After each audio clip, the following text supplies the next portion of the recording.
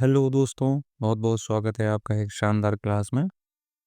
आज हम बात करने चल रहे हैं इंडियन पॉलिटी अर्थात भारत का संविधान। आज हम पढ़ेंगे बहुत ही अच्छे तरीके से और शुरुआत से एकदम पढ़ेंगे, जहाँ से शायद आपने पढ़ा भी ना हो। आर्टिकल 1 से तो सभी पढ़ते हैं, लेकिन आज हम पूरा ऐतिहासिक उसका इतिहास के साथ पढ़ेंगे, ठीक है। तो चलिए शुरू करते हैं। देखिए, ये हमारा संविधान जो कि बाहर से कुछ ऐसे दिखता है, फोटो में देख लीजिए आप। तो चलिए आगे चलते हैं। देखिए, भारत में संवैधानिक विकास हुआ तो दो प्रकार से हुआ। पहले तो ईस्ट इंडिया कंपनी शासन हुआ हमारे ऊपर। भारत जब आज़ाद नहीं था, जब भारत आज़ाद नहीं था तो उसके पहले ईस्ट इंडिया कंपनी पहले आई। 1773 से 1858 तक ईस्ट इंडिया कंपनी के द्वारा हम पर शासन किया गया। उसके बाद फिर ब्रिटिश ताज शासन के द्वारा 1858 से 1947 तक हमारे ऊपर शासन किया गया, ठीक है। तो चलिए आगे बात करते हैं, इसके बारे में डिटेल से हम पढ़ते हैं। देखिए, 1773 का रेगुलेटिंग एक्ट हम पर रूल करने के लिए ब्रिटेन की संसद जो है वो नए नए एक्ट बना करके ईस्ट इंडिया कंपनी पर लगा रही थी, जिससे वो अच्छे से और सुविधापूर्वक अपने सुविधापूर्वक रूल कर सके भारत पे। तो देखिए क्या था ये 1773 का रेगुलेटिंग एक्ट। इस कानून को ब्रिटिश संसद ने ईस्ट इंडिया कंपनी को काबू करने के लिए पारित किया था। इसी वजह से इस कानून को नियमन एक्ट भी कहते हैं। चलिए ठीक है, ये हो गया। इसके माध्यम से हुआ क्या? तो इसके माध्यम से बंगाल के गवर्नर को गवर्नर जनरल का नाम दिया गया। देखिए, पहले क्या होता था, केवल गवर्नर नाम होता था। गवर्नर से गवर्नर जनरल 1773 का रेगुलेटिंग एक्ट जब पारित हुआ तो गवर्नर को गवर्नर जनरल का नाम दिया गया। उसके बाद क्या हुआ, भारत में केंद्रीय प्रशासन की नींव पड़ी। भारत में केंद्रीय प्रशासन की नींव इसी 1773 का रेगुलेटिंग एक्ट आ जाने के बाद से पड़ी। चलिए ठीक है, उसके बाद कौन सा एक्ट आया? Act of settlement 1781। Act of settlement 1781 जब पारित हुआ तो इसमें क्या हुआ कि कंपनी के अधिकारियों की नियुक्ति और उनके कार्यों को अधिक व्यवस्थित और पारदर्शी बनाने के लिए नए नियम बनाए गए। इससे प्रशासन में सुधार आया और अधिकारियों की जिम्मेदारियों का स्पष्ट निर्धारण हुआ। इस एक्ट ने कंपनी के प्रशासन को अधिक प्रभावी बनाने के लिए कदम उठाए। इसमें कंपनी के अधिकारियों के कार्यों को निगरानी और उनके कर्तव्यों की पहचान करना शामिल था, ताकि भ्रष्टाचार और कुप्रशासन को रोका जा सके।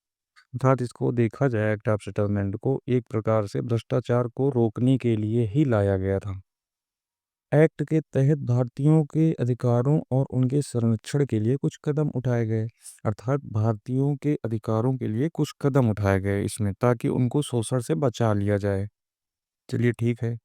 इट्स इंडिया एक्ट 1784 फिर आता है 1784 में जा करके।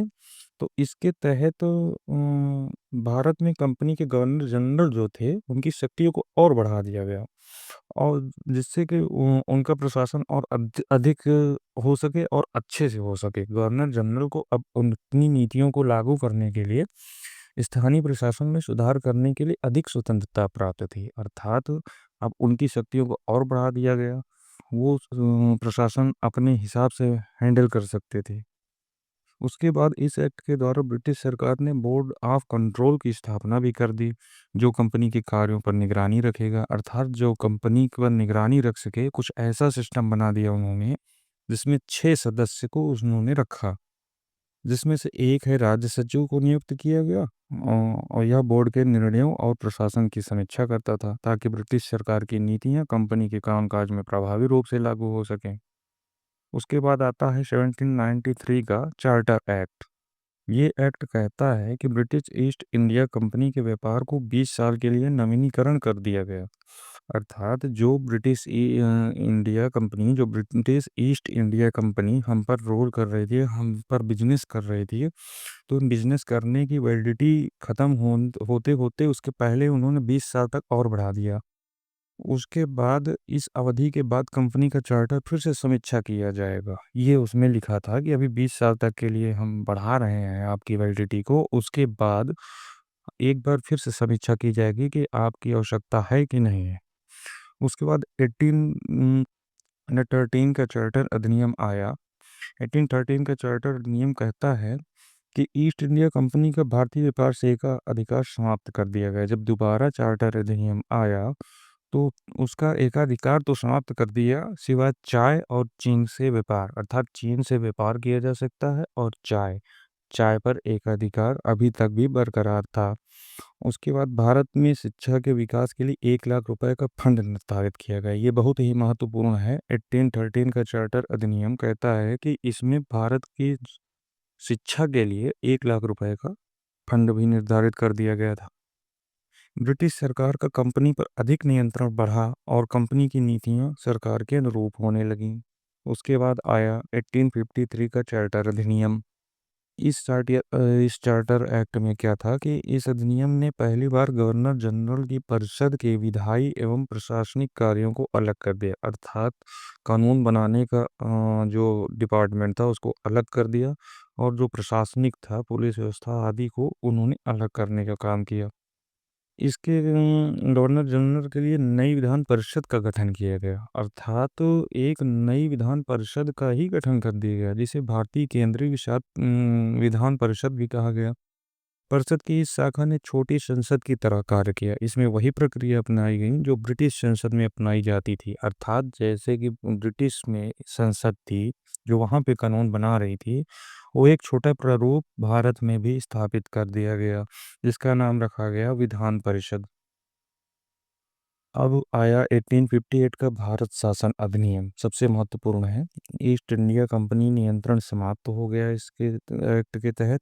इस अधिनियम के माध्यम से ईस्ट इंडिया कंपनी का शासन समाप्त कर दिया गया। इसके बजाय भारत का शासन सीधे ब्रिटिश क्राउन के अधीन हो गया, अर्थात इसका मतलब था कि अब भारत का प्रशासन सीधा ब्रिटिश के राजा करेंगे।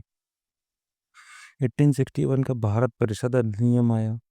ये कहता है कि इस अधिनियम के द्वारा भारतीय संसद, जो उस समय एक भारतीय विधायी परिषद के रूप में काम कर रही थी, उसमें कुछ सुधार किए गए। क्या सुधार किए गए? जैसे कि भारत में विधायी परिषद का गठन किया गया, जिसमें ब्रिटिश अधिकारियों के अलावा कुछ भारतीयों को भी सदस्य बनाया गया, अर्थात मतलब कि जो उसमें अभी तक पूरे अंग्रेज अधिकारी रहते थे, अंग्रेज लोग रहते थे, उसमें कुछ भारतीय सदस्य को भी शामिल किया गया।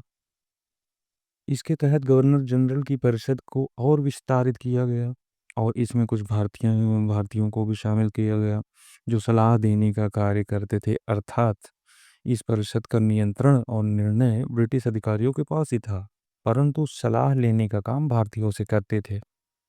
फिर आया हमारा भारतीय स्वतंत्रता अधिनियम 1947, जो कि मोस्ट मोस्ट मोस्ट इम्पॉर्टेंट है। इस अधिनियम के तहत भारत में संघीय शासन प्रणाली स्थापित हुई, जिसका मतलब था कि भारत को केंद्र और राज्यों के बीच बटे हुए क्षेत्रों में विभाजित किया गया। हालांकि कई छोटे राज्य, प्रिंसली स्टेट जिसे बोला जाता था, वो स्वतंत्र थे। उनका भारत सरकार से बहुत सीमित संबंध था। राज्य सरकारों को प्रांतीय स्वायत्तता दी गई, अर्थात मतलब प्रांतीय स्वतंत्रता दी गई, यानी अब उन्हें अपने अंदरूनी मामलों में अधिक स्वतंत्रता मिली। पहले थोड़ा सा उन पर अधिक दबाव रहता था, परंतु अब वो स्वतंत्र थे। प्रांतीय सरकारें अभी अपनी नीति और प्रशासन पर निर्णय ले सकती थी, लेकिन फिर भी केंद्रीय सरकार का हस्तक्षेप हमेशा रहता था। गवर्नर जनरल को अधिक शक्तियां दी गई। वह केंद्र सरकार के प्रमुख थे और राज्य के मामलों में निर्णायक भूमिका निभाते थे। वह राज्यों की विधानसभाओं के काम में भी हस्तक्षेप कर सकते थे। भारतीय नेताओं ने इस अधिनियम को असंतोषजनक माना, बिल्कुल असंतोषजनक है, मानना भी चाहिए और माना भी उन्होंने। गांधी जी और नेहरू जी हमारे नेता जो थे, उन्होंने कहा कि यह अधिनियम भारत की स्वतंत्रता के लिए पर्याप्त नहीं है। कैसी स्वतंत्रता है कि निर्णय आप लोगे, केवल हम सोच सकते हैं, ये तो कोई बात हुई नहीं। फिर भेजा गया साइमन कमीशन। साइमन कमीशन किस लिए बनाया गया था? तो इसलिए बनाया गया था कि भारत में संविधान सुधारों की ज़रूरत का आकलन करे और उसमें कोई सुझाव दे। तो आयोग का उद्देश्य भारतीय प्रशासन के बारे में सुझाव देना और सुधारों के लिए सिफारिश करना था। इस आयोग में कोई भी भारतीय सदस्य नहीं था। ये नोट करने वाली बात थी कि जो साइमन कमीशन था उसमें एक भी सदस्य भारतीय नहीं था। तो ब्रिटिश रहेगा तो भारतीयों की भावना कैसे समझेगा? केवल ब्रिटिश अधिकारी थे। इसमें 7 ब्रिटिश सदस्य थे और सभी के नाम अंग्रेजी थे, जिसके कारण भारतीय जनता में असंतोषजनक बातें हुई और असंतोष फैल गया पूरे में। साइमन कमीशन के विरोध ने भारतीय स्वतंत्रता संग्राम को और तेजी दिया। यह विरोध राष्ट्रीय एकता का प्रतीक बन गया, जो कि बहुत ही अच्छा था हमें आज़ादी प्राप्त करने के लिए। फिर आया हमारा भारतीय संविधान सभा। जब साइमन कमीशन को वापस किया गया तो ये कहा गया कि आप अपना संविधान बना के दिखाइए हमें कैसे संविधान बनाते हैं। तो भारतीय जो नेता थे वो अपना संविधान सभा का गठन किए और भारतीय संविधान का गठन 1946 में किए उन्होंने। उन लोगों ने इसका मुख्य उद्देश्य यही था कि भारत का संविधान तैयार करना, जो स्वतंत्र भारत के शासन और प्रशासन की नींव रख सके। संविधान सभा में भारत के विभिन्न हिस्सों से चुने गए प्रतिनिधि शामिल थे और ये प्रतिनिधि भारतीय राष्ट्रीय कांग्रेस, मुस्लिम लीग एवं अन्य प्रमुख दलों और स्वतंत्रता उम्मीदवारों के माध्यम से चुने गए थे। अर्थात जो प्रमुख प्रमुख लोग थे भारत देश के, जो हर समुदाय से जुड़े हुए थे, उनको बुलाया गया, एक किया गया और सब लोगों ने अपनी राय बना करके डिसीजन लिया। क्या बात हुई? संविधान सभा का मुख्य कार्य भारत का संविधान तैयार करना था। इस कार्य के लिए संविधान सभा ने एक संविधान समिति बनाई, जिसमें डॉक्टर भीमराव अंबेडकर को संविधान का मुख्य निर्माता, father of the Indian constitution के रूप में नियुक्त कर दिया गया। संविधान सभा ने 26 नवंबर 1949 को भारतीय संविधान को अपना लिया। संविधान को लागू करने की तारीख 26 जनवरी 1950 रखी गई, जो बाद में गणतंत्र दिवस के रूप में मनाई जाने लगी। यही सबसे महत्वपूर्ण डेट है, 26 जनवरी 1950, जिस दिन गणतंत्र दिवस हमारा मनाया जाता है। इस दिन हमारा संविधान पूरे देश में लागू हुआ था, इसलिए यह दिन मनाया जाता है। तो दोस्तों, ये था हमारा पूरा इतिहास ऐतिहासिक विवरण हमारे भारतीय संविधान का, कि हम भारत स्वतंत्र होने के पहले हम कैसे थे, हम पे कौन रोल कर रहा था, कैसे कैसे ईस्ट इंडिया कंपनी आई, फिर सीधा ब्रिटिश सरकार हम पे रोल करने लगी। इसी तरह सब कुछ देखते देखते हम यहाँ तक आए। अब हम आगे बात करेंगे प्रस्तावना, अनुसूची, आर्टिकल, और साथ ही साथ हम डेली कुछ ना कुछ क्वेश्चन जरूर लगाएंगे, जिससे हमारी पकड़ बनी रहे। तो दोस्तों, आज का सेशन कैसा लगा आप कमेंट में ज़रूर बताएं। लाइक सब्सक्राइब ज़रूर करें और शेयर भी कर दें, जिससे अधिक से अधिक लोग इसको देख पाएं और जानकारी ले पाएं। कुछ सुझाव हो तो आप हमें कमेंट अवश्य करें। जल्द ही मिलते हैं अगली क्लास में। धन्यवाद।